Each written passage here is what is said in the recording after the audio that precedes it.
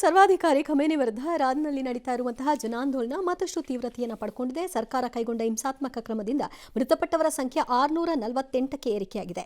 ಮೂಲಗಳ ಪ್ರಕಾರ 2000 ಗಡಿ ದಾಟಿದೆ ಅಂತ ಹೇಳಲಾಗ್ತಾ ಇದೆ. ಸಾವಿರಾರು ಜನರನ್ನ ಜೈಲಿಗಟ್ಟಲಾಗಿದೆ. 26 ವರ್ಷದ ಇರ್ಫಾನ್ ಸುಲ್ತಾನಿ ಎಂಬ ಯುವಕನಿಗೆ ಮರಣದಂಡನೆಯನ್ನು ವಿಧಿಸಲಾಗಿದೆ. ಸುಲ್ತಾನಿಯನ್ನ ಜನವರಿ 8ನೇ ತಾರೀಕು ಬಂಧನಕ್ಕೆ ಒಳಪಡಿಸಿದ್ರು.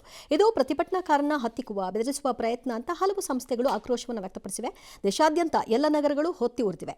300ಕ್ಕೂ ಹೆಚ್ಚು ಮಸೀದಿಗಳಿಗೆ ಜನ ಬೆಂಕಿ ಹಚ್ಚಿದ್ದಾರೆ. ಇದು ಅತ್ಯಂತ ಅಪಾಯಕಾರಿ ಬೆಳವಣಿಗೆ ಅಂತ ಇರಾನ್ನ ವಿದೇಶಾಂಗ ಮಂತ್ರಿ ಹೇಳಿಕೊಂಡಿದ್ದಾರೆ.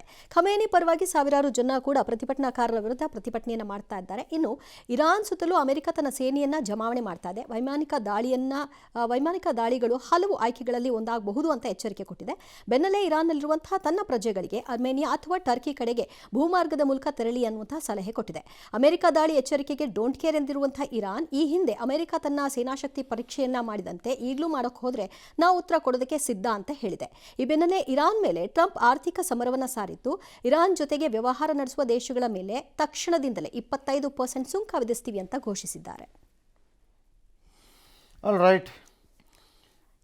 ಅಮೆರಿಕಾಗ ಅದೊಂದು ಅಸ್ತ್ರ ಅಂತ ಅನ್ಸುತ್ತಲ್ಲ ಸರ್, ಎಲ್ಲ ಕಡೆಗೂ ಸುಂಕ ವಿಧಿಸ್ತೀನಿ ಅನ್ನುವಂಥದ್ದು.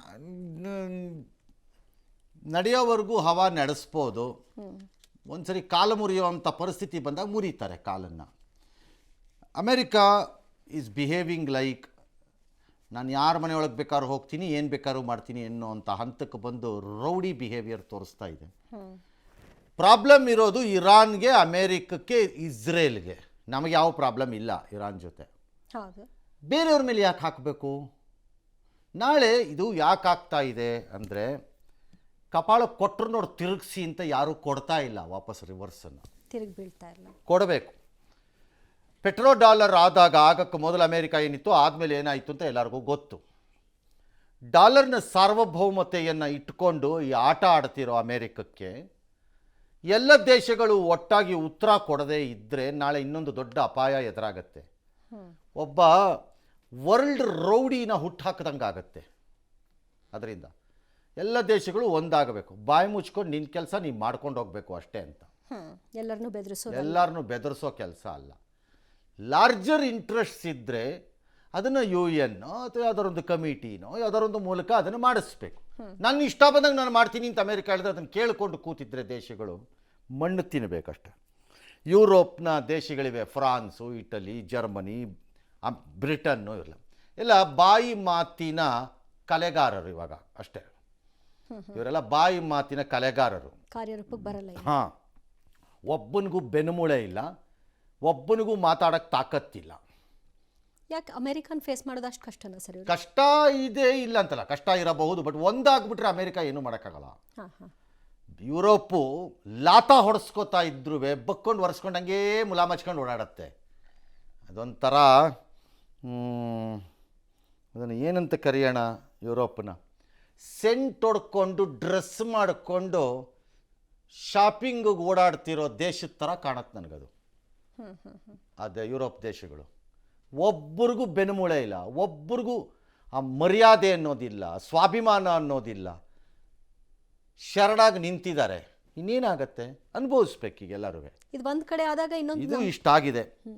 ಇರಾನ್ ಕತೆ ಬಂದರೆ ಮೇಜರ್ ಪ್ರಾಬ್ಲಮ್ ಬರೋದು ನಮ್ಮ ಮೇಲ ಅಂತ ಕೆಲವರ ಪ್ರಶ್ನೆ.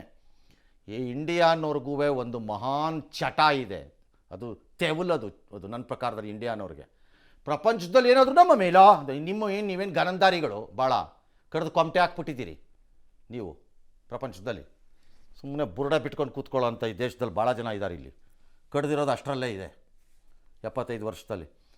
ನಮ್ಮ ಮೇಲ, ನಿಮ್ಮ ಮೇಲ ಎಲ್ಲ ಕಂಡು ಬಂದಿದ್ದೆಲ್ಲ ನಿಮ್ಮ ಮೇಲೆ. ನೀವೇನು ಮೇಲಿಂದ ಇಳಿದು ಬಂದಿರೋ ದೈವಾಂಶ ಸಂಪೂತ್ರ ಥರ ಆಡ್ತಾ ಇದ್ದೀರಿ ಇಂಡಿಯಾನವ್ರು. ಭಾಳ ನಿಮ್ಮನ್ನು ಕಂಡ್ರೆ ಪ್ರಪಂಚನೇ ನಿಮ್ಮ ಕಡೆ ನೋಡಿ. ಇದು ಹೆಂಗೆ ಅಂತಂದರೆ ಹೊಸ್ದಾಗಿ ಉಂಗುರ ಮಾಡಿಸ್ಕೊಂಡು ಹೋದ್ರೆ ಹಿಂಗೆ ಉಂಗುರ ತೋರಿಸ್ದಂಗೆ ಇದು ನಿಮ್ಮ ಆಟ ಎಲ್ಲ ಇಂಡಿಯಾನವ್ರದ್ದು. ಬರೀ ಹಿಂಗೆ ಉಂಗುರ. ನಮ್ಮ ಮನೆಯಲ್ಲಿ ಒಂದು ಪುಟಾಣಿ ಕುರ್ಚಿ ತಂದಿದ್ದಾರೆ ಗೊತ್ತಾ, ನಮ್ಮ ಮನೆಯಲ್ಲಿ ಕುರ್ಚಿ ತೊಗೊಂಬಂದಿದ್ದಾರೆ ಗೊತ್ತಾ ಅಂತ. ಹಿಂಗೆ ಏನಕ್ಕೆ ಅಂದರೆ ಉಂಗುರ ತೋರ್ಸೋಕ್ಕೆ. ನೀವು ಹಂಗೆ ಇಂಡಿಯಾನವರು ಏನು ಪ್ರಪಂಚ ಎಲ್ಲ ನಿಮ್ಮನ್ನೇ ನೋಡ್ತಿದೆ ಅಂದ್ಕೊಂಬಿಟ್ಟಿದ್ದೀರಿ. ಯಾವನು ನೋಡ್ತಿಲ್ಲ. ಆ ಭ್ರಮೆಯಿಂದ ಹೊರಗೆ ಬನ್ನಿ. ಹೊಸ ಶರ್ಟ್ ಹಾಕೊಂಡಾಗ ರಸ್ತೆಲಿ ಹೋಗ್ತಿದ್ದೀರಿ, ಎಲ್ಲ ನಮ್ಮ ಶರ್ಟೇ ನೋಡ್ತಿದ್ದಾರೆ ಅನ್ಕೋತಿರಲ್ಲ. ಹಂಗೆ ಭ್ರಮೆ. ಮೇಜರ್ಲಿ ಇದು ಎಫೆಕ್ಟ್ ಆಗೋದು ಚೈನಾ. ರಫ್ಲಿ ಅರೌಂಡ್ $8 to 10 billion ಬಿಸ್ನೆಸ್ ಇದೆ ಅವ್ರದ್ದು ಈಚೆ ಆಚೆಗೆ. ಆ ಕಡೆಯಿಂದ $2 billion ಇದೆ, ಈ ಕಡೆಯಿಂದ ಆ ಕಡೆಗೆ 7-6-7 ಬಿಲಿಯನ್ ಇದೆ. ನಮ್ದು ಇರೋದು $1.25 ಬಿಲಿಯನ್ ಅಷ್ಟು. ನಾನು ಇಲ್ಲ ನಮ್ಮ ಹತ್ರ ವ್ಯವಹಾರ ಅಂತಲ್ಲ, ನಮ್ಮ ಜೊತೆಗೇ ಬೇರೆಯವ್ರದ್ದು ಟರ್ಕಿದಿದೆ, UAE ಇದಿದೆ, ಪಾಕಿಸ್ತಾನಕ್ಕೂ ಇದೆ. ಪಾಕಿಸ್ತಾನಕ್ಕೆ ಬಿಡಿ, ಅದು ಭಿಕ್ಷುಕ ದೇಶ, ಕಡಿಮೆ, ಅವರು ಏನು ಭಾಳ ದೊಡ್ಡದಲ್ಲ. ಮತ್ತು ಅವರಿಬ್ಬರದು ಪೊಲಿಟಿಕಲಿನೂ ಅವ್ರೇನು ದೊಡ್ಡ ಫ್ರೆಂಡ್ಸ್ ಏನಲ್ಲ, ಇರಾನ್ ಪಾಕಿಸ್ತಾನ ಇಬ್ಬರೂ. ಟರ್ಕಿ ಇದೆ, UAE ಇದೆ, ಸೌದಿ ಇದೆ, ಕೆಲವು 1-2 ಯುರೋಪ್ ದೇಶಗಳಿಗಿದೆ, ಎಲ್ಲರಿಗೂ ಸಣ್ಣ ಸಣ್ಣದಿರ್ಬೋದು. ಬಟ್ ಮೇಜರ್ ಇರೋದು ರಷ್ಯಾ ಇದೆ, ಅಫ್ಕೋರ್ಸ್ ರಷ್ಯಾನೂ ಇದೆ ಸ್ವಲ್ಪ. ಚೈನಾ ಇರೋದು ಚೈನಾ ಇರಾನ್ ಪ್ರೊಡ್ಯೂಸ್ ಮಾಡ್ತಾ ಇರೋ 100% ಒಂದು ಬ್ಯಾರಲ್ 10 ಬ್ಯಾರಲ್ ಕಚ್ಚಾ ತೈಲವನ್ನು ಉತ್ಪಾದನೆ ಮಾಡಿದ್ರೆ ಅದ್ರಲ್ಲಿ 90% ಚೈನಾಗೆ ಹೋಗ್ತಿರೋದು ಅದರಲ್ಲಿ. ಬಟ್ ನೋಡಿ ತಮಾಷಿನ, 35%ಇದ್ದಾರೆ ಚೈನಾನವ್ರು ಈಗಾಗಲೇ ಟ್ಯಾರಿಫಲ್ಲಿ. ಈಗ ಸೇರಿದ್ರೆ 55 ಆಗುತ್ತೆ. ವೆರಸ್ ನಾವು 50%ಇದ್ದೀವಿ, ಈಗ ಸೇರಿ 75%ಗೆ ಬಂದು ಕೂತ್ಕೊಳ್ಳುತ್ತೆ. ಹೈಯೆಸ್ಟ್ ಇನ್ ದಿ ವರ್ಲ್ಡ್ ನಾವು. ಈ ಅಮೇರಿಕಾನ ನಂಬಬೇಕಂತೆ. ಅವನ್ಯಾರು ರಾಯಭಾರಿ ಅಂತ ಬಂದು ನಾವಿಬ್ಬರು ಫ್ರೆಂಡ್ಸ್ ಅಂತ. ಏನು ಫ್ರೆಂಡ್, ನಿನ್ನ ತಲೆ 75%ಗೆ ಹೋಗುತ್ತೆ ಇದೇನಾದ್ರು ಜಾರಿಗೆ ಬಂದರೆ ಸರಿಯಾಗಿ. ಬೇರೆಯವ್ರಿಗಲ್ಲ. ಪಾಕಿಸ್ತಾನಕ್ಕೆ 16%, 18% ಹೋಯ್ತು, 25 ಸೇರಿದ್ರೆ ಈಗ ಒಂದು 37-39%ಗೆ ಬಂದು ಕೂತ್ಕೊಳ್ಳುತ್ತದು. ಕೊಡೋದು ಬೇರೆ ವಿಚಾರ. ಬಟ್ ಯಾಕೆ ಕೊಡಬೇಕು ಅಮೇರಿಕಕ್ಕೆ? ನಾವು ದುಡ್ದು ಕೊಡೋಕ್ಕೆ ಏನು ನಮ್ಮ ಚಿಕ್ಕಪ್ಪನ ಮಕ್ಕಳ? ಯಾಕೆ ಕೊಡಬೇಕು ಅವ್ರಿಗೆ? ಇದನ್ನು ದೇಶಗಳು ಕೇಳಬೇಕು. ಕೇಳೋಕ್ಕಾಗದೇ ಇದ್ದರೆ ಮಣ್ಣು ತಿನ್ನಿ ಹೋಗಿ, ಅಷ್ಟೇ. ಯಾರೇನು ಮಾಡೋಕ್ಕಾಗತ್ತೆ ಅದಕ್ಕೆ? ಯಾರೇನು ಮಾಡೋಕ್ಕಾಗಲ್ಲ. ಸೊ ಲೆಟ್ ಅಸ್ ಸಿ ಇದು ಹೆಂಗೆ ಜಾರಿಗೆ ಬರುತ್ತೆ ಅಥವಾ ಬರಲ್ಲ ಅನ್ನೋದು. ಯಾಕಂದರೆ ಬೇರೆ ಬೇರೆ ದೇಶಗಳು ಇವೆ, ಬರೀ ಭಾರತ ಅಲ್ಲ. ಅಫ್ಕೋರ್ಸ್ ಭಾರತನೂ ಇದೆ ಅಷ್ಟೇ, ಇನ್ನು ದೊಡ್ಡ ಇದಲ್ಲ. ನೋಡೋಣ ಇರಾನ್ ಏನು ಮಾಡುತ್ತೆ ಅಂತ. ಇರಾನ್ ಏನು ಮಾಡ್ಬೋದು ಗೊತ್ತಿಲ್ಲ, ಐ ಡೋಂಟ್ ನೋ ಏನು ಮಾಡುತ್ತೋ ಇರಾನ್. ವೆನೆಜುಲಾ ಥರ ಪಕ್ಕಕ್ಕೆ ತಳ್ಬಿಟ್ಟು ಹೋಗ್ಬಿಡ್ತೀವಿ ಅನ್ನೋಕ್ಕಾಗಲ್ಲ ಅಮೇರಿಕಾಗೆ, ಅಷ್ಟು ಮಾತ್ರ ಹೇಳ್ತೀನಿ.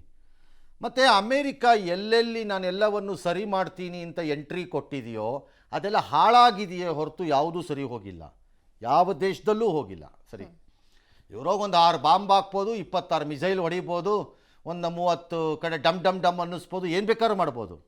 ಅಲ್ಟಿಮೇಟ್ಲಿ ಇರಾನ್ ಬಗ್ಗಬೇಕು ಅಂತಿಲ್ಲ. ಈ ರೀತಿ ಮಾಡಿದ್ದದೆ. ಯಮೆನ್ ಮೇಲೆ ಎಷ್ಟು ಸರಿ ದಾಳಿ ಮಾಡಿದ್ದೀರಿ ಅಮೇರಿಕದವ್ರು ಇಲ್ಲಿವರೆಗೆ? ಏನಾಗಿದೆ ಯಮೆನ್ನಲ್ಲಿ?